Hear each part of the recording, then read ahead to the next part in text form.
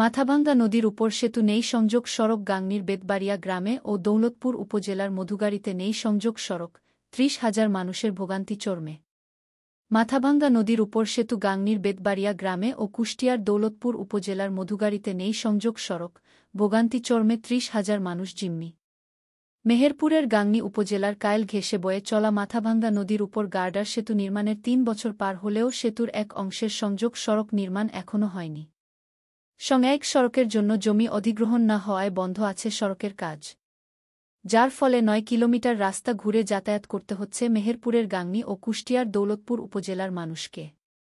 গাংনী উপজেলা LGED office সূত্রে জানা গেছে ১৯-২০ অর্থবছরে উপজেলার বামন্দি এইচডি থেকে কুষ্টিয়ার দৌলতপুরের প্রাকপুর জিসি ভায়া মধুগাড়ী ঘাট সড়কের মাথাভাঙ্গা নদীর উপর গার্ডার সেতু নির্মাণ প্রকল্প গ্রহণ করা হয়।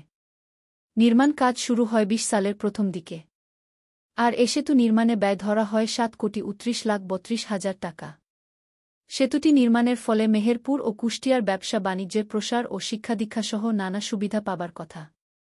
কিন্তু ২৩ সালে সেতুটির নির্মাণ কাজ শেষ হলেও আজও সংযোগ সড়ক নির্মাণ করা হয়নি। ফলে জনগণের ভোগান্তি থেকেই রয়েছে। কুষ্টিয়ার দৌলতপুরের মধুগাড়ী গ্রামের কৃষক আব্দুল ওহাব জানান, নদী পার হয়ে গাংনীর বেতবাড়িয়া গ্রামের মাঠে কাজ করতে যায়